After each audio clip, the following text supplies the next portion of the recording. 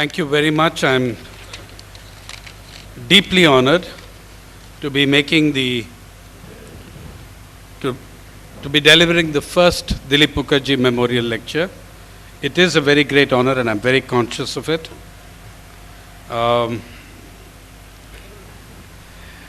Let me begin with what is apparently the good news. In the last week, relative to its dismal performance in the last year and a half, the rupee has appreciated sharply relative to its performance in the last 2 years. And we were witnessing the spectacle of Mr. Chidambaram debating with the BJP who is responsible for the rupee's appreciation. The BJP says that, everyone knows that Mr. Modi is going to come to power. Things will improve. Investment climate will improve. Therefore, the rupee has appreciated. Mr. Chidambaram, of course, says it's due to sound fundamentals and prudent fiscal management. Actually, there is a very sound reason why the rupee has appreciated at this point. You should know this. Every election, as the campaign begins and heats up, the rupee appreciates. The rupee appreciates because those thousands of crores of hawala money are coming back for the elections. That's why that rupee appreciates. It is not just in this election that it has happened. It has happened in the middle of every election campaign that the rupee appreciates. All that slush money, all that unaccounted money, all the hawala money, a substantial part of it, a significant part of it, comes back because it's got to be used in the election. And also, you can make a quick buck on speculation during this time, So that actually is the true credit for the strengthening of the rupee goes to the hawala operators, not to either of the contending major parties. When I read and I read more about Comrade Dilip Mukherjee, it struck me that the loss is double because I sincerely believe there is no time when the RRBs have been needed more in India than today. And today they are less than, I think in numbers, less than 1/3 of what they were. From 196, they've come down to 56, 193 to 56. I'll come to that reason why I think so. But I think the loss of a colossus, a huge leader like that is a very, very, very major setback when you need that kind of leadership. But I'm sure that we can be guided by that vision in our time. The other interesting thing, of course, that has happened in the last week is the issuing of the 2 private bank licenses. It's very entertaining to think that by just 1 year or so, we have missed having a Sarada bank, right? Had Sarada not collapsed last year, you would have had a Sarada bank also. Right. Its media operations have collapsed, its chit funds have collapsed. But had they been, who knows, you might still have a Sahara bank if the Supreme Court lets Mr. Roy off.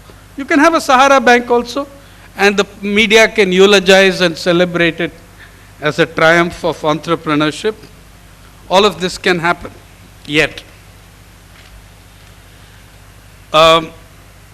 I think your approach paper captures some of the central issues very appropriately.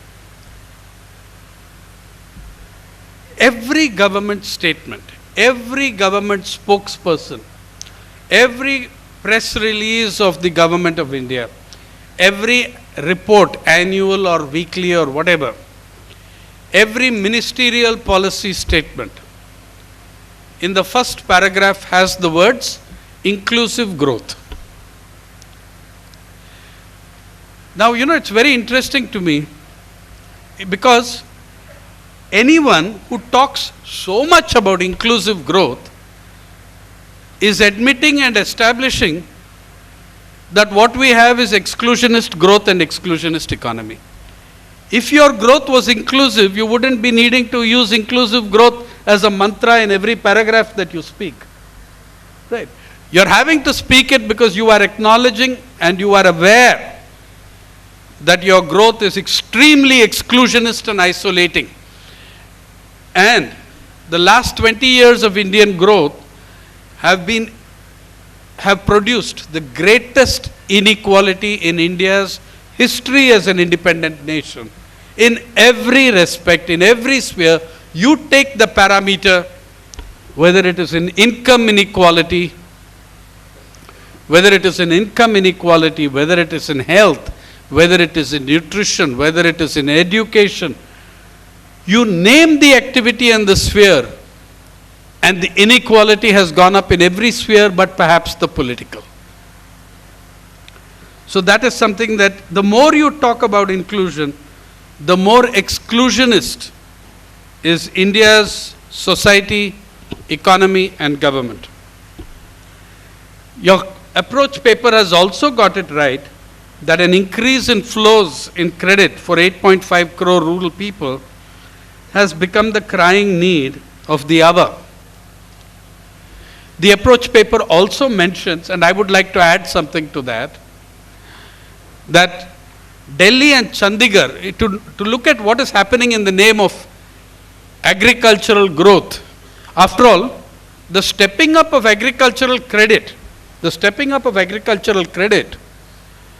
is a centerpiece of inclusive growth. You are increasing agricultural credit because you are trying to be more inclusive. Your approach paper correctly points out that Delhi and Chandigarh,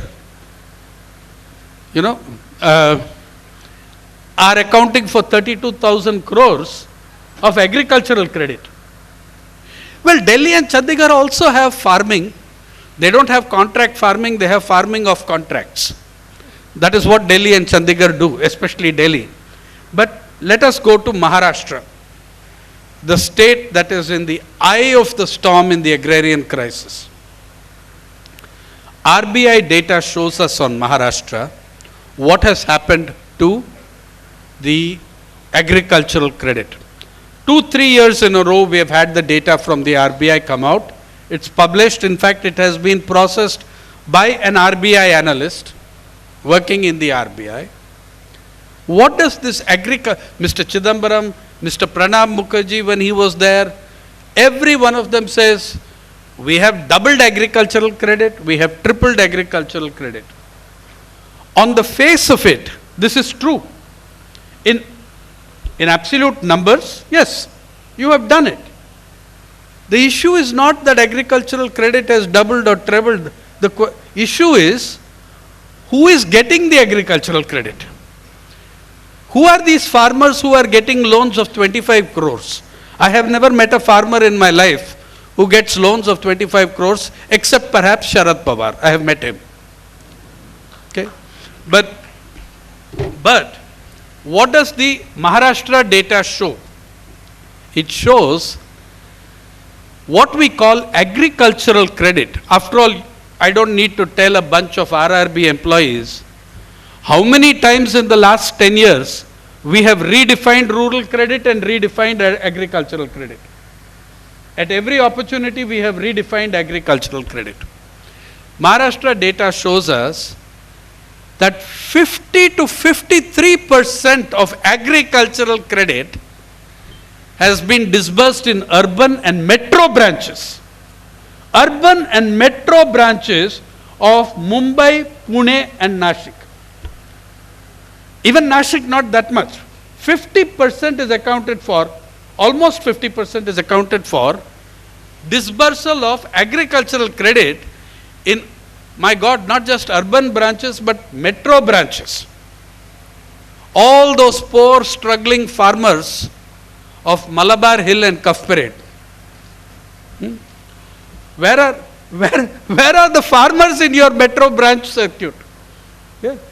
The biggest beneficiary, in my opinion, of Maharashtra's agricultural credit is the poor farmer known as Mukesh Ambani.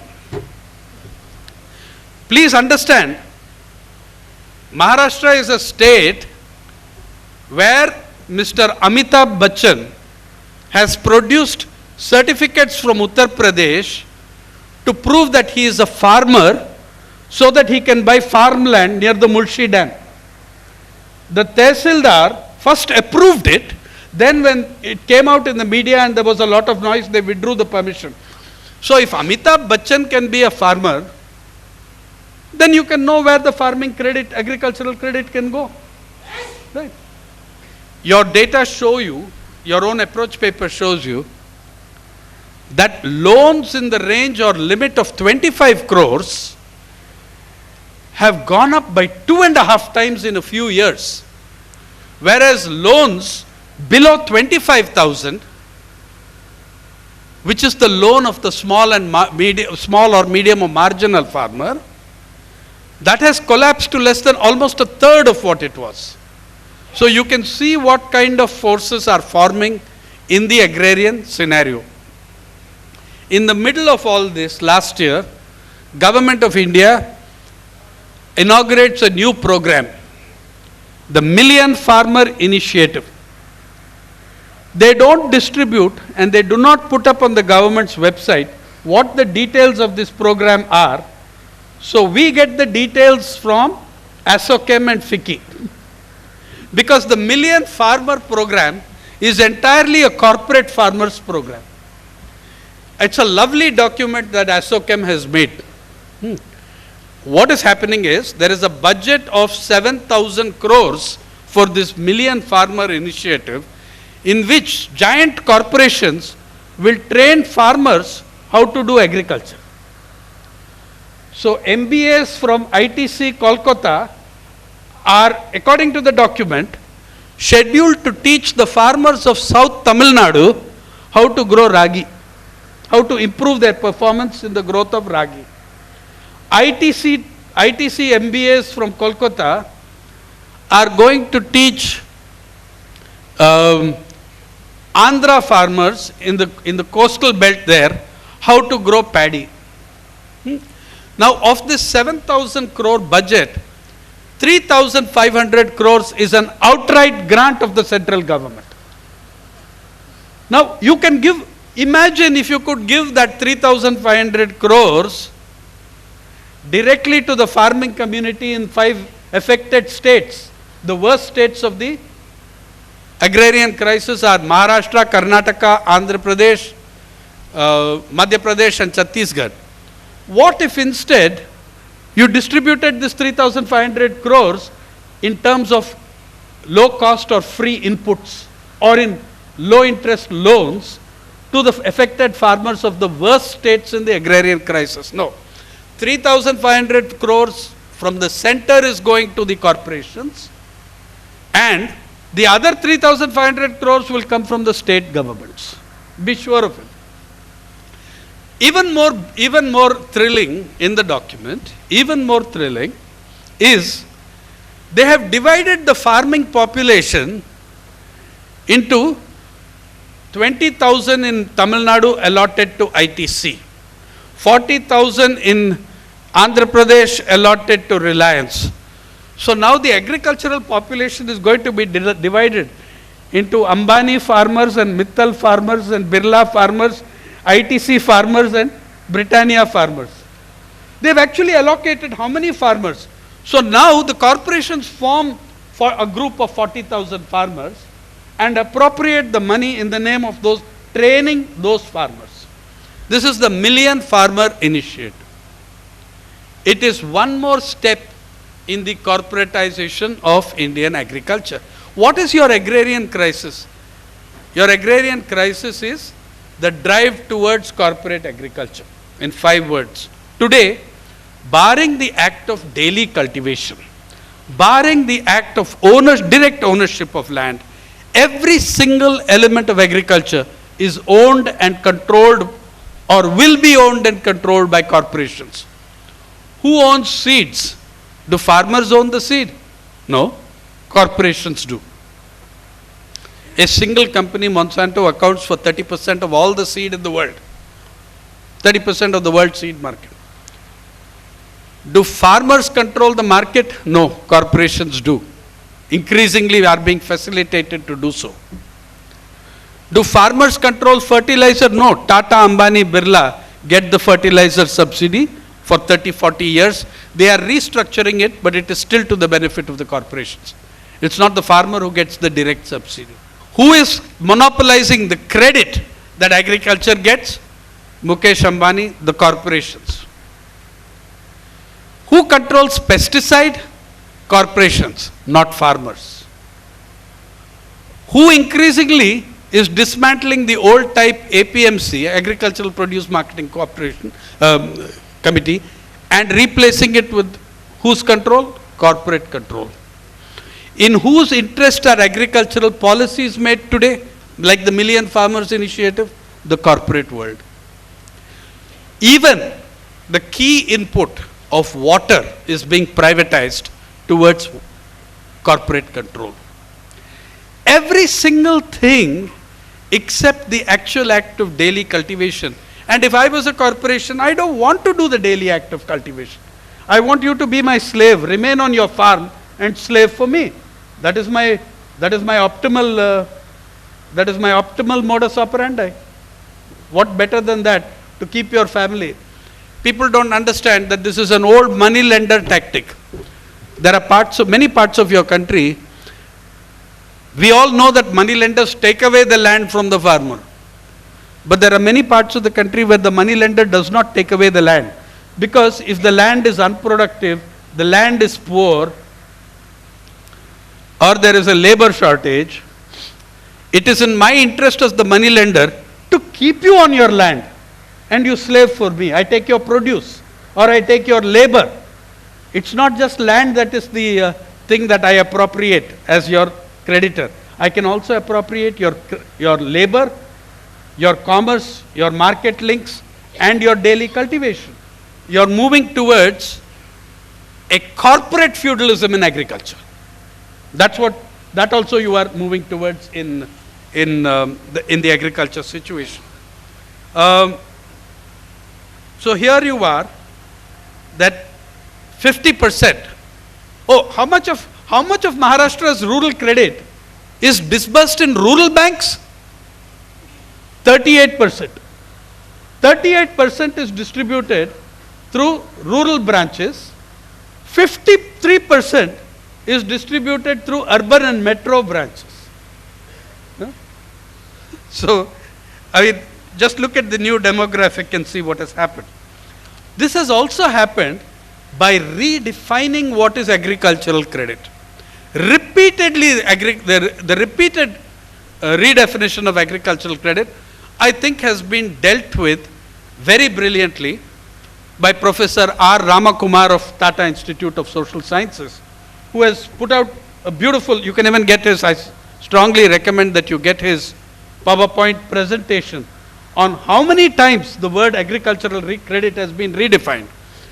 Finally, when Pranab Da was finance minister, they included exemption on air-conditioned vehicles as part of agricultural credit, because those are going to carry the produce to cold storages. So they included, so everybody now is buying an air-conditioned vehicle for tourism or tourist taxis in the name of agriculture. It's very easy. I can do it for you if you like. Then cold storages are also coming under agriculture. Why cold storages should come under agriculture? Because cold storages are preserving your vegetables. Vegetables is agriculture. The guy who grows the vegetables is bankrupt and contemplating suicide. He doesn't get credit. The credit that goes to that class has fallen to a third. The number of loans below 25,000 has collapsed. It is that loan that poor farmers, marginal farmers take. The loans that have more than doubled are the loans with the... When did you last meet a peasant? When did any of you last meet a peasant who takes loans of 25 crores? Those are not peasants. Those are corporations. So this constant... When I say, as Government of India, that cold storages now are entitled to be defined as agricultural activity, it means that if Mr. Anil or Mr. Mukesh Ambani or Mr. Tata open a cold storage in Connaught Place, Delhi, they are entitled to agricultural credit. Please understand this. That's why that loan of 25 crores is going up. There has to be a reason. We have to analyze how can the 25 crore only corporations can take such loans, not maybe one or two super rich individuals. So that is also happening. Let us look at something that's happened to agriculture. I'm going to come back to the credit issue in a different way. We all know everybody sitting in this audience is this is an informed audience. You know the numbers on credit. I want us to discuss what are the sources of rural debt. Where does the debt come from? It's not only agriculture. It's from the entire neoliberal package. So we need to see what are the sources of rural family debt. Today, the fastest growing component of rural family debt is health expenditure. Health expenditure is the fastest growing. So we'll come back to that. But let us look at agriculture after 20 years of neoliberalism. The share of agriculture in gross domestic product is down, according to the Planning Commission, to 14%. This means that an occupation or a sector on which 53% of the population are dependent, its share of GDP has fallen to 14%. In 1991-92, as the reforms began, and I should digress here to point out, in agriculture, the first reform year is not 91, it is 92. Because agricultural calendar begins in July, right? By the time Manmohan made his speech on the launching the reforms, which was June 24th, 1991, the previous agricultural year was over. So the agricultural start of the reforms in agriculture is 1992. 91 is not a reform year in agriculture. In 1991-92, agriculture accounted for 30% of GDP.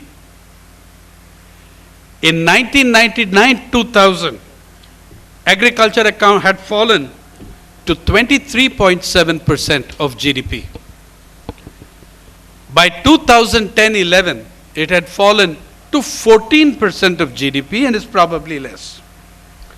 The neoliberal period has also seen a very significant slowdown in growth of output and yield in most major crops, with regional exceptions. Maybe cotton in some areas, but most major crops, the yields are in problems. Let's take every year in just before the budget is placed before the House, the Government of India puts out a document. It's called, every one of you as a bank employee knows it, Economic Survey of India. I think there is one table in the Economic Survey of India which is compulsory reading for every one of us, for every Indian. That table is in the annexure. It will be A17 or A21 is the page, between the pages, annexure pages 17 to 21. The table between maybe 21, 22, 23. The table is usually 1:17, and it is net availability of cereals and pulses in your country. Mr. Pawar stands up and says record food grain production. He has done that 7 years out of 8 years. Every year we set a new record in food production. In aggregate terms, it is true. In aggregate terms, it is true. If last year you had 249 million tons, and this year you have 250 million tons, that is an increase. If 250 million tons is a record, and next year you have 250.1 million tons, that is a new record. Aggregate production has been growing. Per capita availability of food grain has been plummeting. It's been plummeting, and it's been plummeting at an alarming rate. I'm not going to take 1 year's figures. My understanding is when you're looking at food production, growth rate of food, when you're looking at availability of food, you have to take 3-year averages or 5-year averages. I take 5-year averages. If we take the 20 years of the reforms, 1992 to 2011, food availability, both cereals and pulses. What do we mean? It means rice and wheat and other cereals, and your dals, your tur dal, moong dal, chana dal, whatever you want to call it.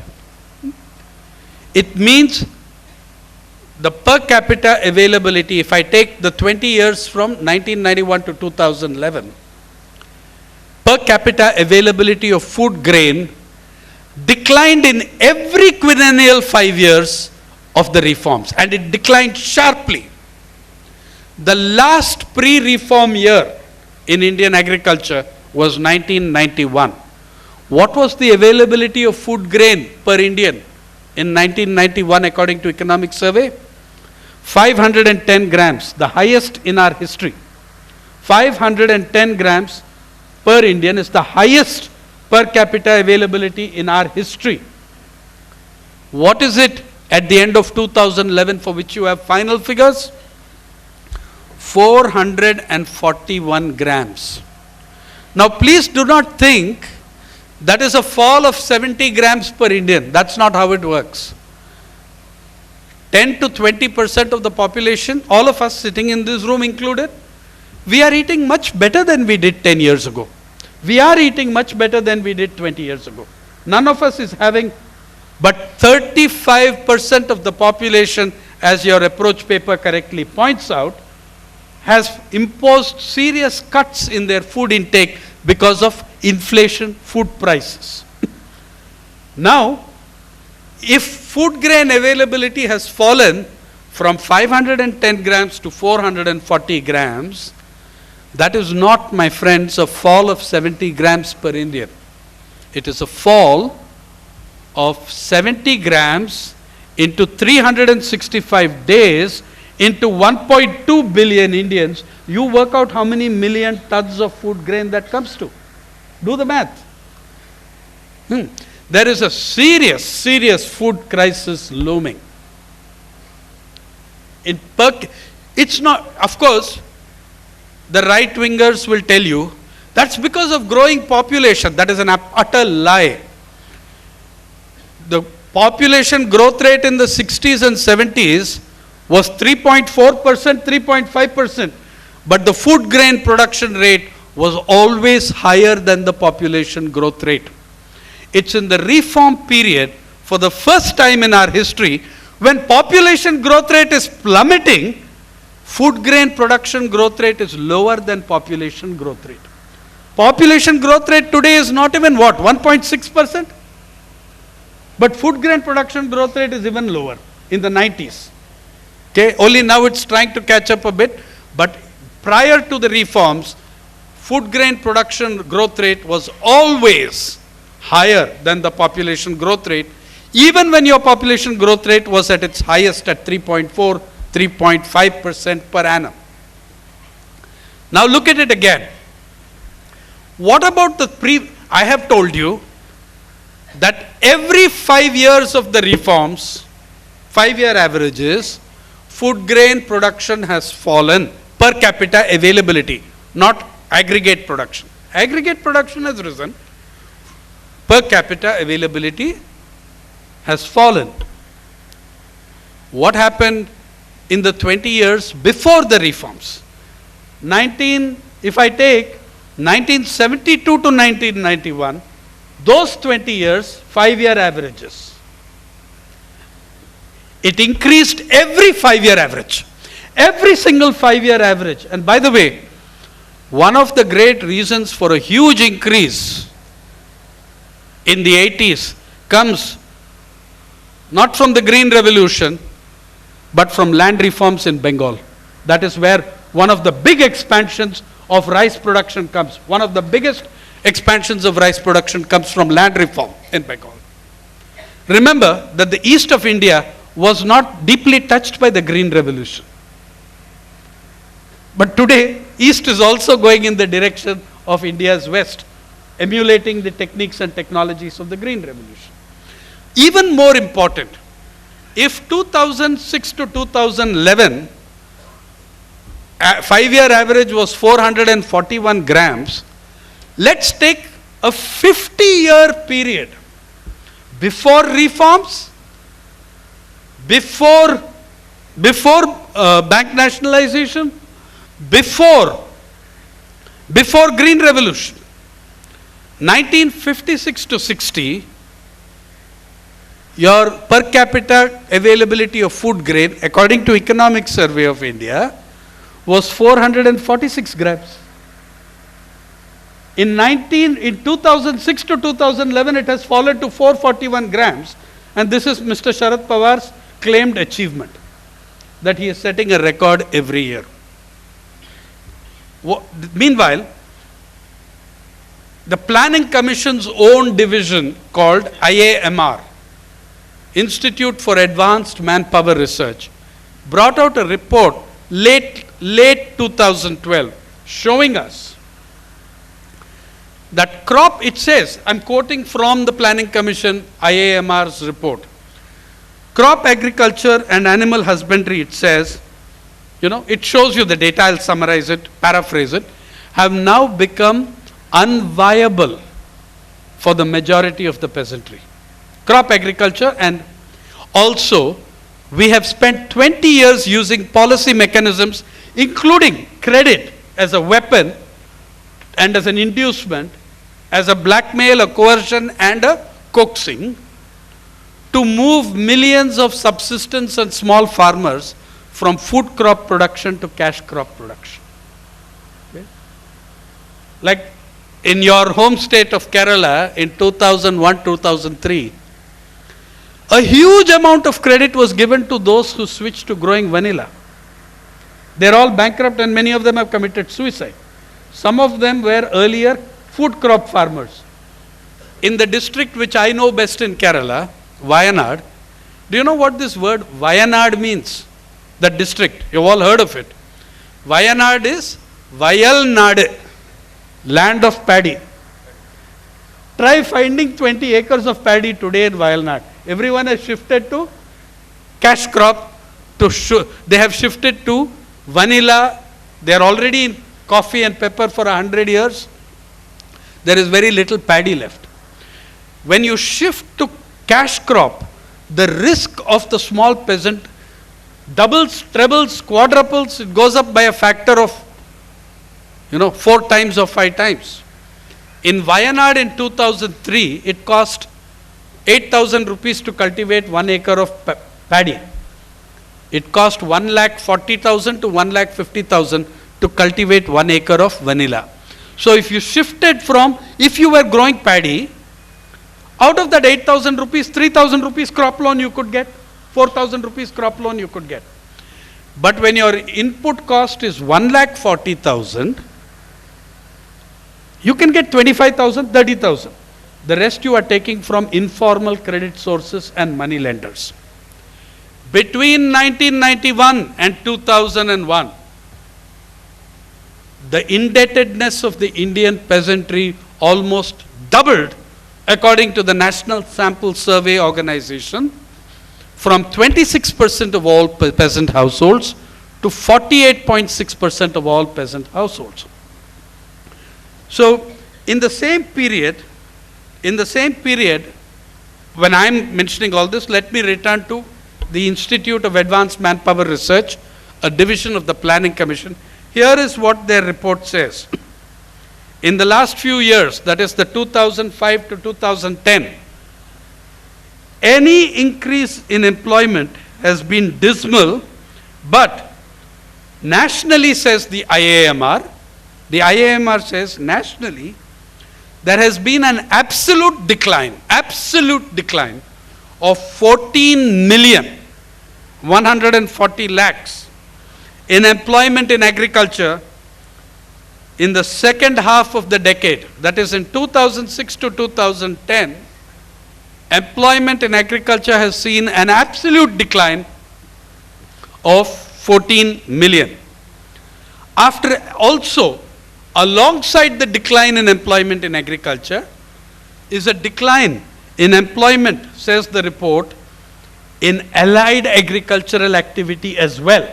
It's not as if employment in agriculture declined, but employment in allied activity went up. Employment in allied agricultural activity also fell in the period 2006 to 2010. It says, the report says, IMR, since 1997, there has been an absolute decline in cattle and goat population of the country, which suggests also a reason for decline in employment. If the cattle and goat population declines, there will be a decline in employment. In the livestock sector, there is a decline in employment in the livestock sector. Here, and this is something that many people don't understand, and don't even look at, and I appeal to you to look at it, it means, all these changes mean that the stress on women in agriculture has almost doubled. Who used to look after livestock? Who looks after livestock? Who does dairying?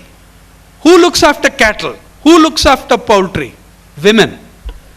93% of dairying is done by women. Now what has happened is, and it's one of the reasons for the decline in livestock, male migration has been in millions to the out of agriculture. Males have migrated in millions.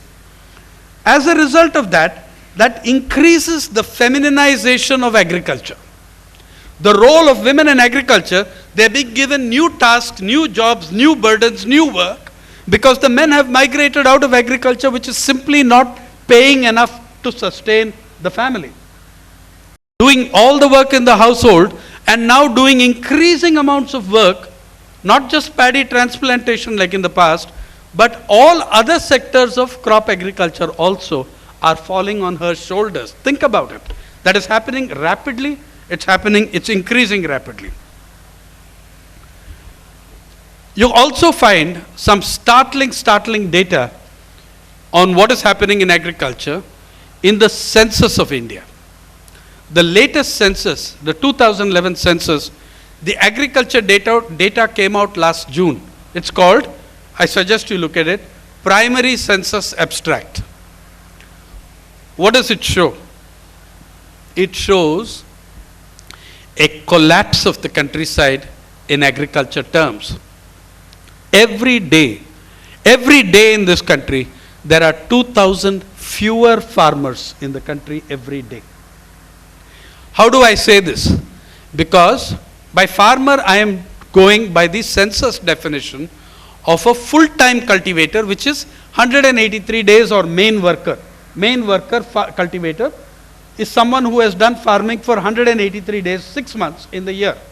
If you do farming for 10 days, you can't call yourself a farmer. Every corporate executive in Mumbai now has a small farm. Hobby farmers. They go to Kandala, they go to Nashik and grow grapes on Sunday. These are not farmers. Okay. The person who has worked 6 months in the year on agriculture, that is a farmer. According to the census, 2001 census, if we compare 2011 census to 2001 census, the number of farmers in India has fallen by 7.7 million. 7.7 million. But it's not just that. Please go back to the beginning of the reforms. If we compare 2001 census to 1991 census, number of farmers has fallen by 7.2 million. That means two things. One, the disappearance of farmers is accelerating. Between 91, 2001, 2011, it is accelerating. Okay? Second, do you know what it means? It means you have 15 million fewer farmers in the country than you did in 1991. Which means every day on average, 2,000 less farmers in your country. You do the math. 15 million divided by 20 years, divided by 365, more than 2,000 fewer farmers in your country. Where are these farmers going? They're not all committing suicide. Where are the farmers going? Your approach paper takes note of this. It shows you, what does the census show you? The column of full-time farmers is falling, falling, falling. The column of agricultural laborers is rising, rising, rising.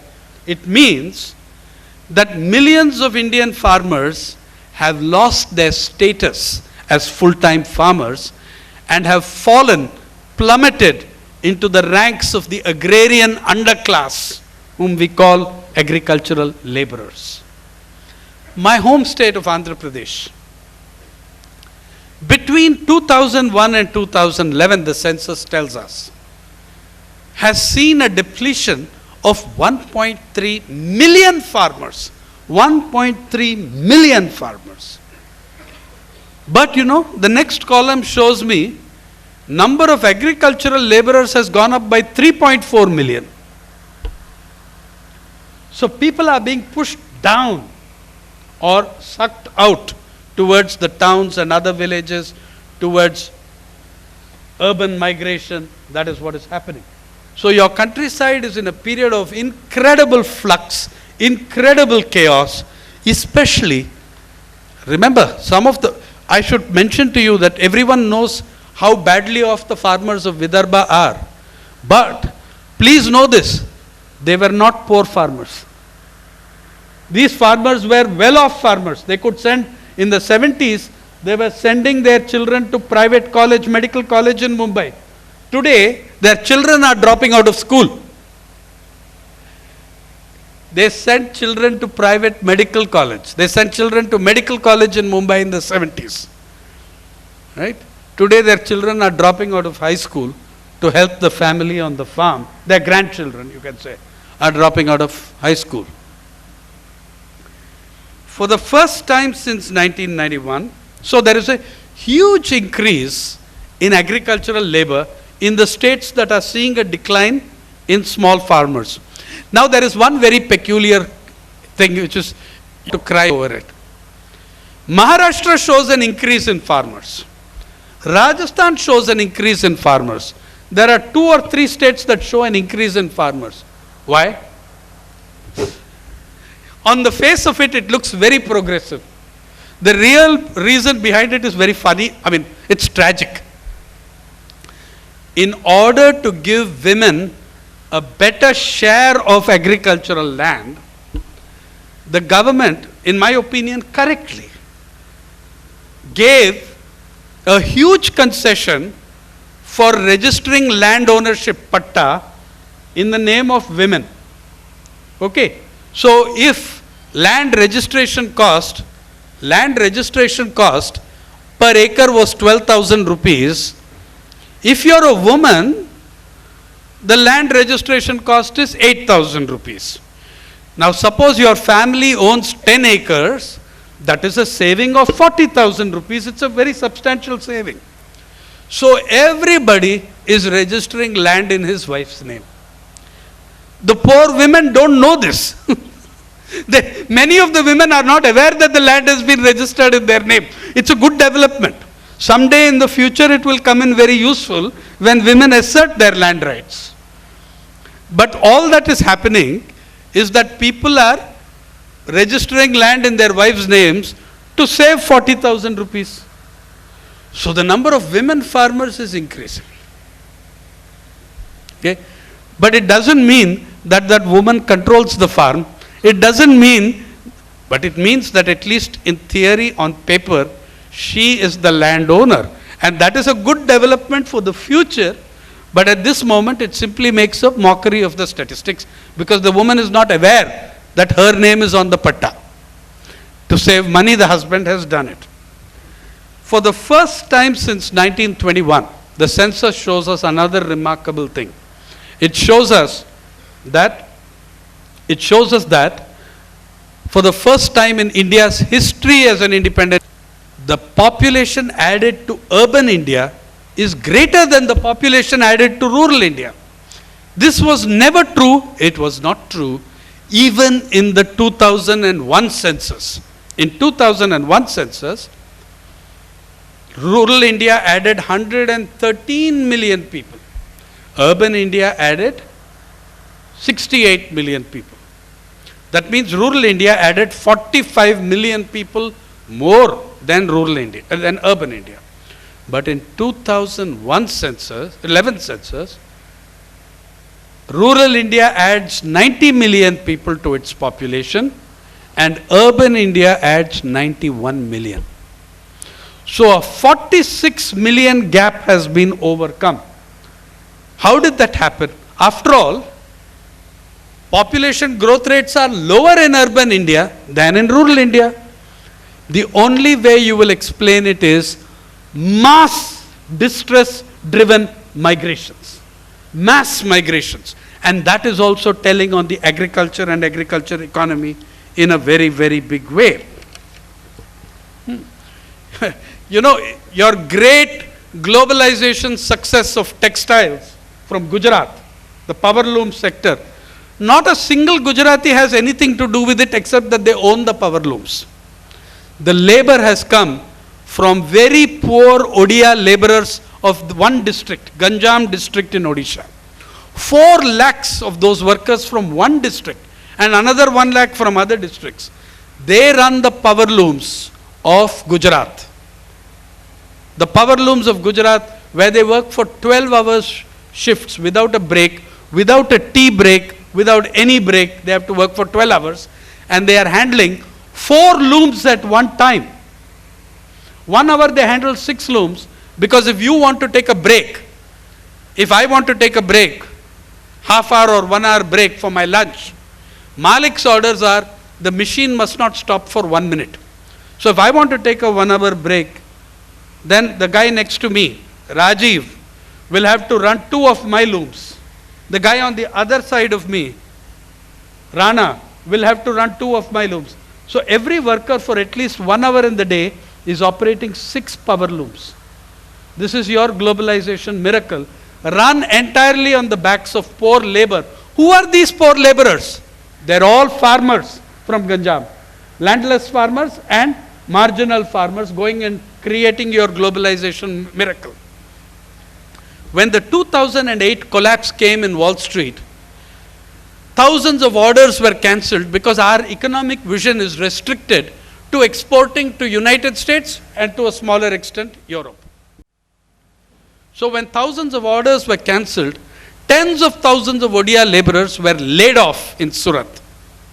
They go back to Ganjam and there is chaos in their households. The Indian farm runs on what principle does the Indian farm run? Eldest brother stays on the farm. He runs. 3 other brothers, one goes out and works as a chaprasi in the collector's office. One works as a primary school teacher in another town. One works as an LIC insurance agent somewhere else. They send remittances to the farmer and at harvest time, they get a share of the produce. That is how the Indian farm is run in most states of the country, in most regions of the country. There is a family relationship. The family members are outside, they send back, even Kerala through remittances. Right? So that's how it works. It's not just remittances from abroad. It's remittances from Delhi, Mumbai, Kolkata and elsewhere. Now suddenly, 3 brothers go back. Every farm suddenly now has 4 brothers back on the farm in Ganjam. And there is competition, anger, jealousy. The crime rate grows up and brother is killing brother in property disputes. See what neoliberal globalization in Wall Street destroyed lakhs of people in the interior villages of Odisha. That's capitalism for you. And that's why I want to tell you here, I want to digress for a moment. This wonderful debate is going on in the media and on television. Completely a rigged debate on the glories of the Modi model and the Gujarat model. Is the Gujarat model superior or inferior? Is the Gujarat model more efficient, less efficient? Is the Gujarat model better? Let me end this debate by saying there is no Gujarat model. There is neoliberal capitalism. It operates in every state of your country. In Gujarat, the operation of neoliberal, the same economic laws and the same economic principles are operating in New Delhi as they are operating in Gujarat.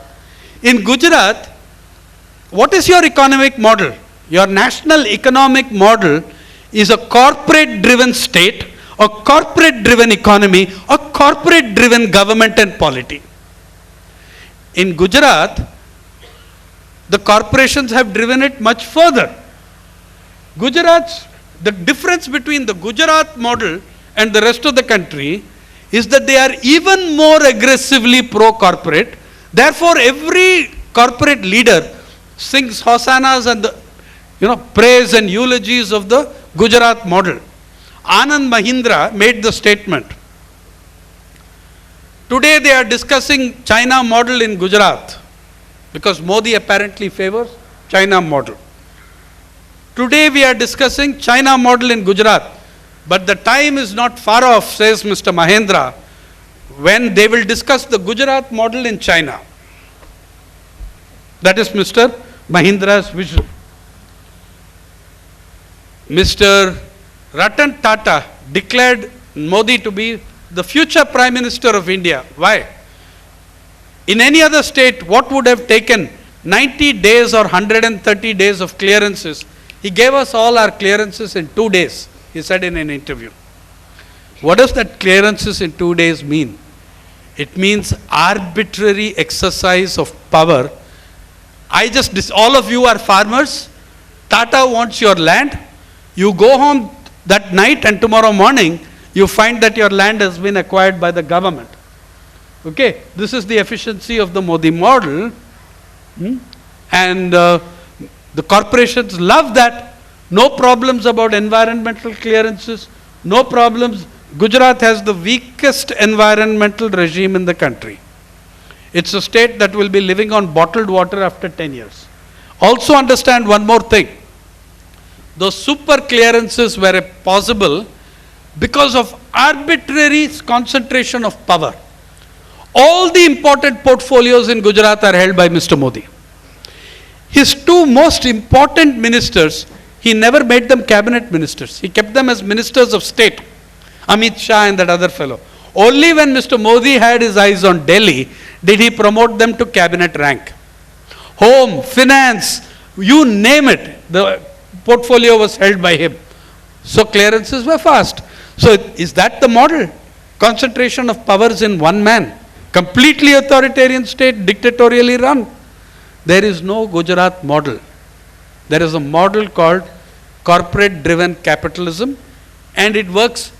Within the corporate model, if you want to apply parameters of poverty, please understand this. According to their own figures, according to the government of India's own figures, between 2001 and 2010, poverty declined faster, much faster in Odisha, Maharashtra, Tamil Nadu than it did in Gujarat. I don't accept those parameters, but I'm just saying, since people are quoting the efficiency of the model, that is the figure from the neoliberal camp. Okay, so leave that. But come back to agriculture and credit. Look, every suicide has multiple factors. There's no suicide with only one cause, one factor, unilinear. But when nearly 3 lakh farmers commit suicide, you have to look at what are the common factors. Okay? What are the common factors to those multiple factors? There are 8 or 10 common factors, and you can classify them in one category. The common factors: 5 states account for 2/3 of the farmers' suicides. Maharashtra, Karnataka, Andhra Pradesh, Madhya Pradesh, and Chhattisgarh, in that order. So 66% of suicides are taking place. By the way, Kerala has a farmers' suicide problem. First of all, you look at these 5 states. They are contiguous states. They're not in separate parts of the country. They're contiguous. And the Western Ghats from these states comes to the toe of the Western Ghats, ends in Wayanad, Idukki in Kerala. And that is where Kerala has farmers' suicides. Second, so there is a geographical contiguity to these states. Second, there is a serious water stress in all these states. High degree of water stress. Why? Because there is also a high degree of water intensive agriculture and bore wells.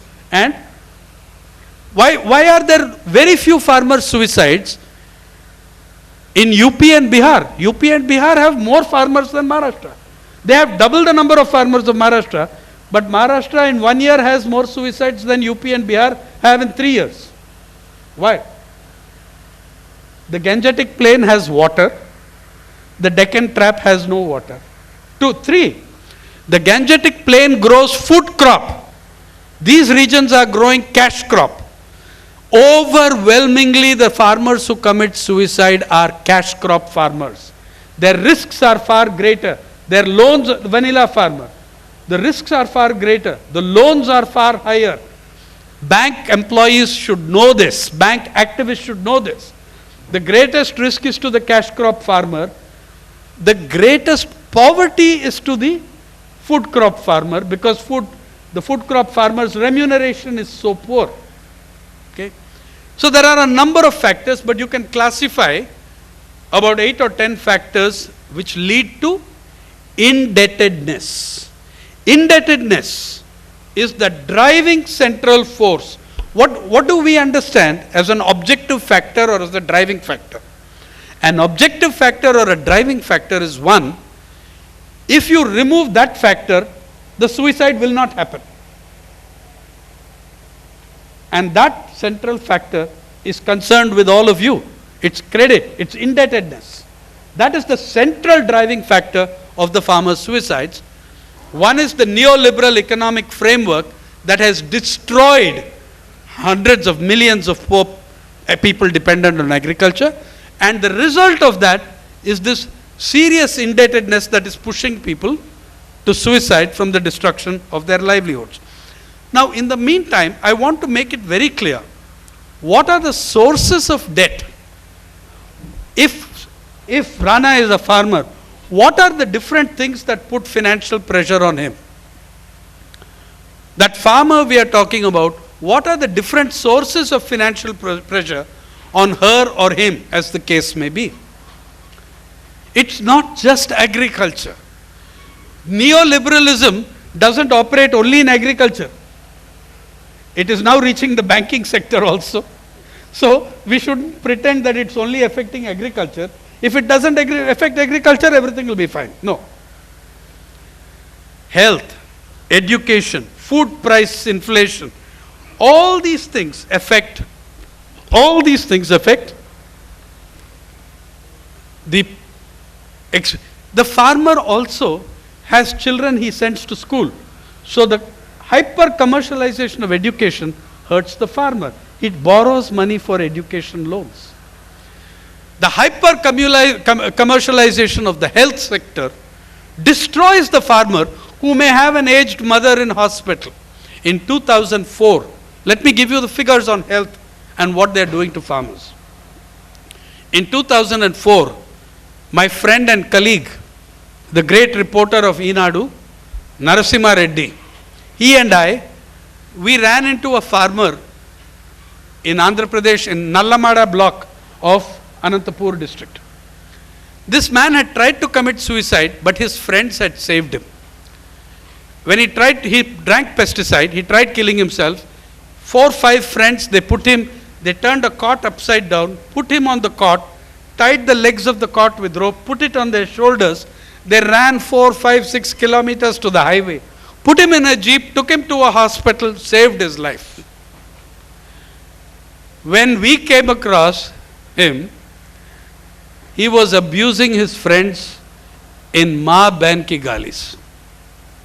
In Telugu, of course. He was abusing his friends. So we asked, why are you abusing your friends? They saved your life. Why are you shouting at these men? Your family owes everything to them. He said, you don't understand anything. He told us, you don't understand anything. I tried to commit suicide because in 4 years of agricultural failure, he's a very marginal peasant. In 4 years of agricultural failure, I accumulated a debt of 1 lakh.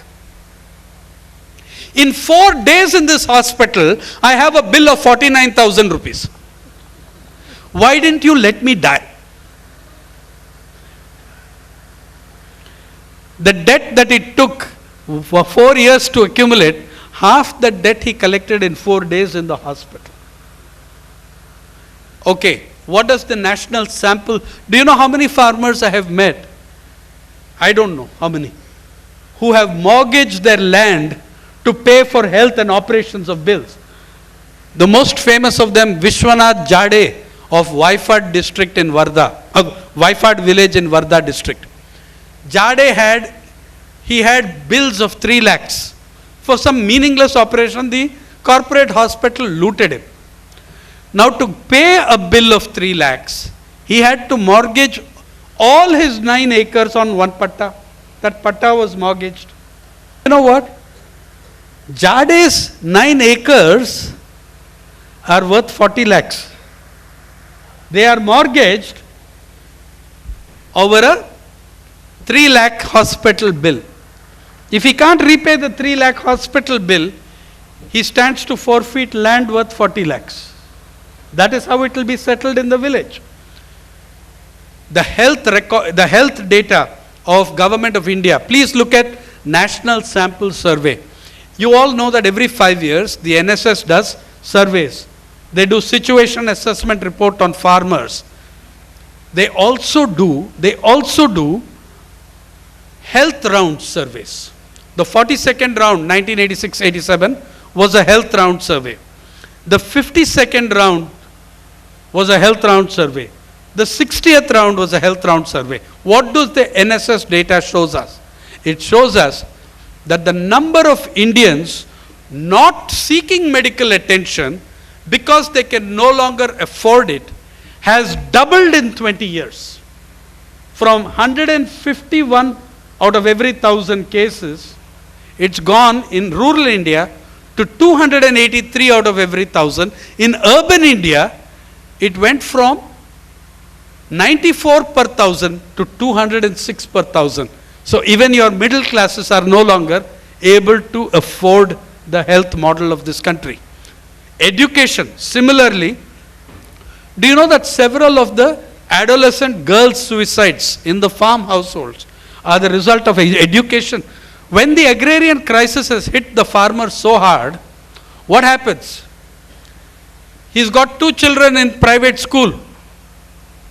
One of them has to drop out. Who will he withdraw? He will withdraw the girl. I have personally known adolescent girls who have taken their own life, killed themselves by hanging or poison, because these were very bright, like Jaya Lakshmamma in Anantapur, on the fringes of Anantapur town itself, who killed herself because her agricultural laborer parents withdrew her from school, and she was a bright student scoring first class in every exam. She killed herself because she wanted to study further. So your agrarian crisis has a huge impact on education, and the commercialization of education has a huge impact on on the agrarian crisis. Food prices, cost of agricultural inputs. The neoliberal capitalist package is a package. It affects all of these. It's not just about agriculture, but food prices. Access to market becoming more and more difficult for small producers. That's another thing. Mind you, there are also very regressive taxes, very, very regressive and concealed taxes on poor people in this country, which you all know about. And on top of this, you have water privatization as in the top 5 agendas of both formations of government. BJP governments have privatized water in Chhattisgarh. Congress governments have privatized water in Maharashtra. Now, when we talk about credit, some of you may ask me, what about the loan waiver? 60,000 crores loan waiver. Mr. Pawar personally gave to the farmers because he took out a full-page advertisement in every newspaper in the country saying that. I would like to know what the cost of that advertising spree was. But here, Mr. Pawar's bank loan waiver benefited very few farmers for 3 reasons. First, the loan waiver was entirely restricted to bank credit. It did not cover money lender credit. In Anantapur and Vidarbha, many farmers have no bank account. They take their money from the sahukar. They take their money from the money lender. Mr. Pawar did not cover informal credit. Only one state in the country covered money lender credit, and that was Kerala. With the Justice Hassan Ghafoor Commission, I appeared before the commission. Kerala was the only state that included money lender credit in the credit write-off in the waiver. Not even before Pawar's waiver. In 2005-06, the Kerala government included money lender credit, and the reason for that, by the way, was that there was a certain gentleman called Professor Prabhat Patnaik as Deputy State Planning Chairman, who took a 1937 law from Punjab, from the colonial Raj, on the Punjab Indebtedness Act, and updated the... Now look at it.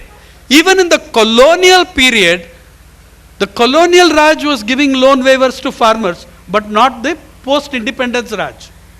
Which colonial Raj, there were no banks. It was all money lender money. And the money lender was the class ally of the British Raj. But they still gave waivers.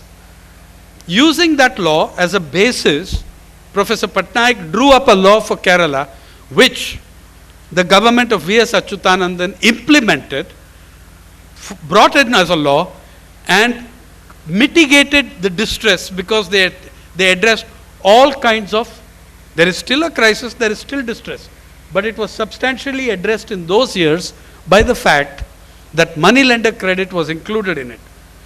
Pawar did not, then Pawar made a rule, only those holding 5 acres or less can get the waiver. This was extremely mischievous. Why was it extremely mischievous? It did not differentiate between irrigated land and unirrigated land. You can hold 5 acres, you can hold 5 acres in Western Maharashtra, 85% irrigation, and be a landlord, or in the Godavari Delta. You can own 55 acres in Barmer, Rajasthan, and be a poor peasant. He deliberately did not distinguish between irrigated and unirrigated, so that the maximum beneficiaries, see, unirrigated land holdings are always bigger than irrigated land holdings. Every poor Adivasi in Vidarbha has 15 acres, but his 15 acres will produce less than what your 3 acres will produce, because your 3 acres are irrigated. So, and irrigated land holdings tend to be much smaller. So the maximum amount of benefit went to Mr. Pawar's farmers. 53% of the value of the loan waiver was in 6 districts of Maharashtra. Maharashtra has 35 districts. And those are the 6 districts which he rules. Okay? I've already told you about the farm suicides. Oh, then another thing about credit. MFIs. Why not solve this problem with microfinance? I want to make a prediction for you. Microfinance is the next disaster waiting to happen. It is going to be your subprime lending crisis default. That is what it is going to be.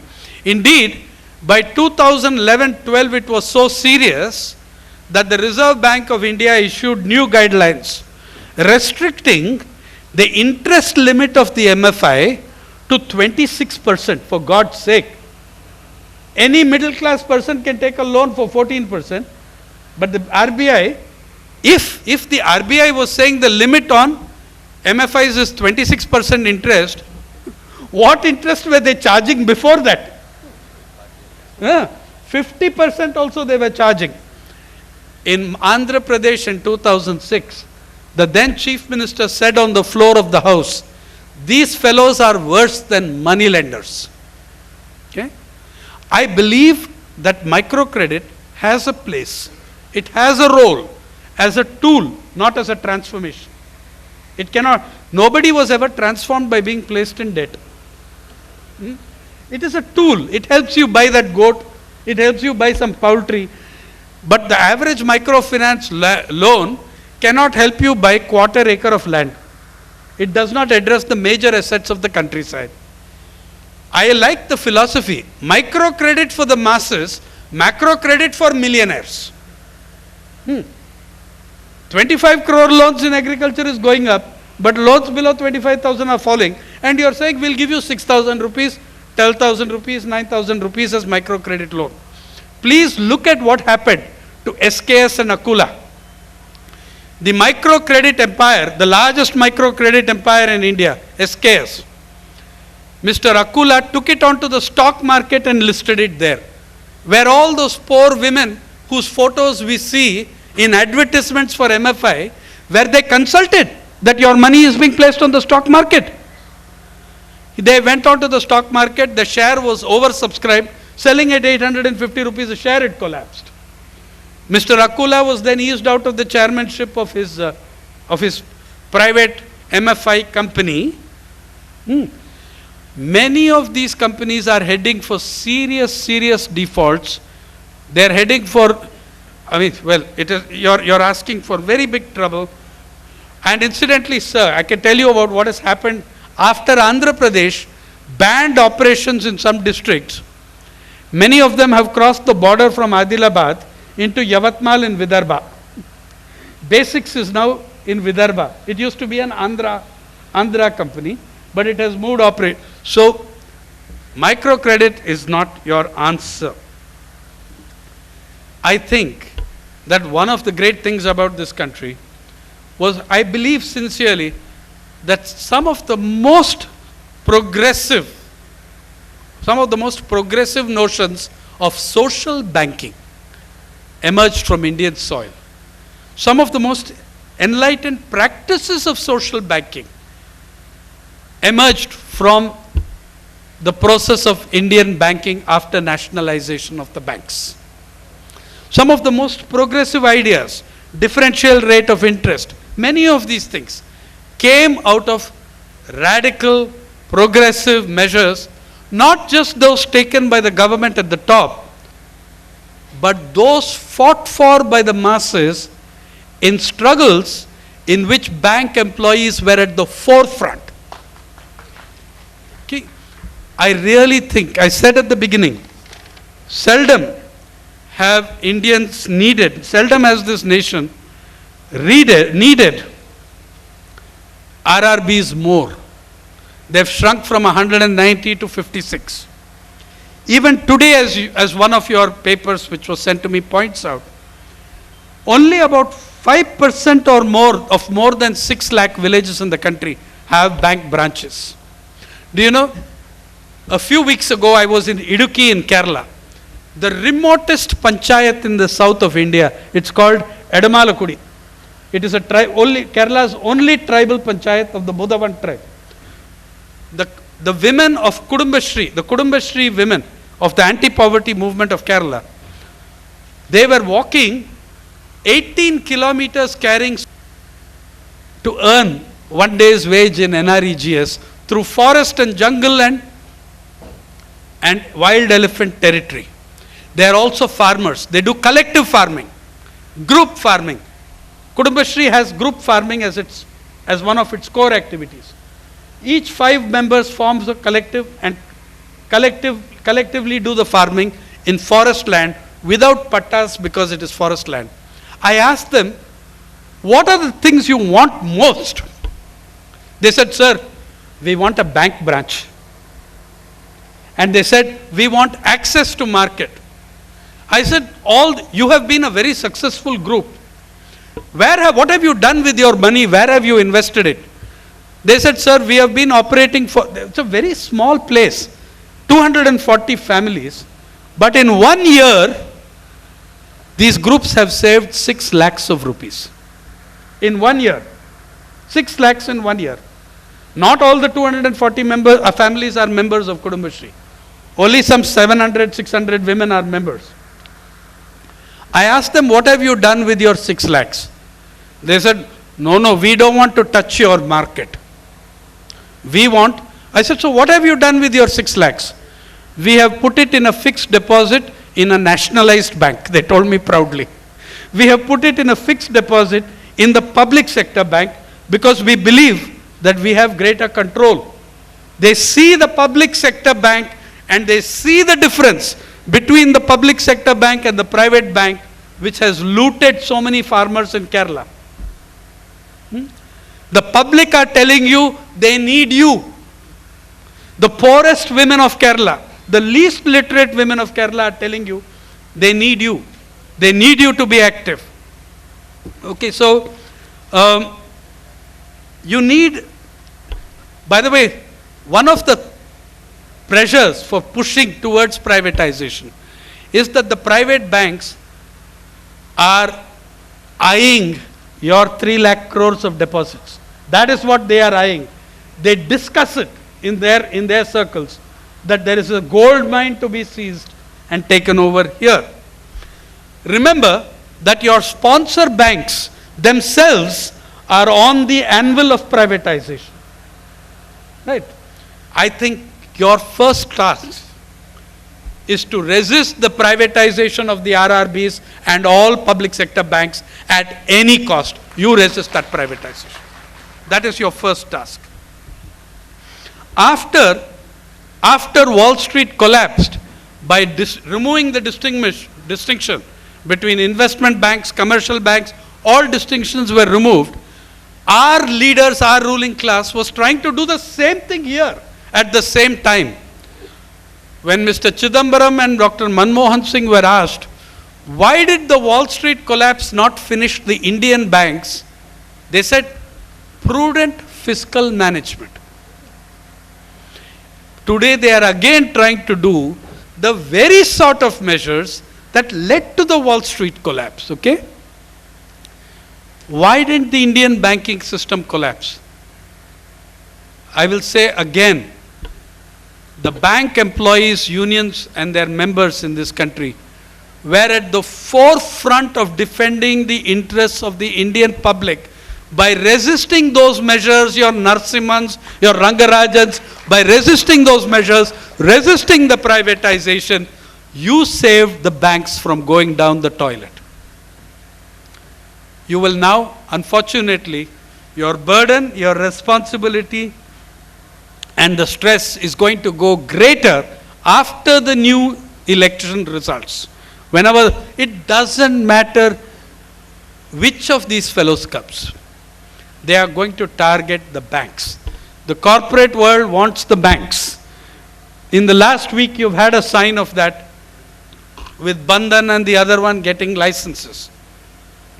This time, you are the targets, not the activists.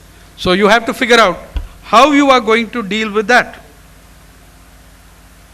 I think, look at what has happened since 2008 in United States. Not a single capitalist, not a single banker, not a single criminal responsible for the greatest financial crime of a century has gone to prison or been punished. They have been given more money in bailout packages. just like in India, when Global Trust Bank collapses, it is latched on to a no NPA bank. When the private banks collapse in India, we merge them with a public sector bank. Public sector bank has zero NPS, that bank, and you put this joker on that as a parasite on that. Okay? All these measures you are going to be confronted with. But I am saying that your history as a union movement. And you know, the thing also, I think it is very important. I think that the social banking idea, the social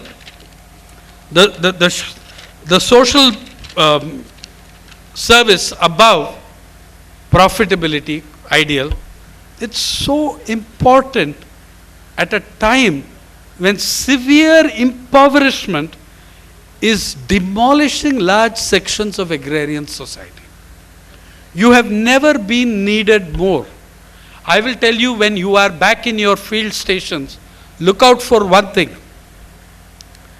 They are who is getting the agricultural credit is one issue. Second, watch how money is going to be put into the privatization of water. You will see that companies will come up and the money given to them will be justified as agricultural credit. I would much rather we returned to what happened after bank nationalization, when there was a progressive period in Indian agriculture, when there was a nationwide program to have a pond on every farm. By the way, that was not a new measure.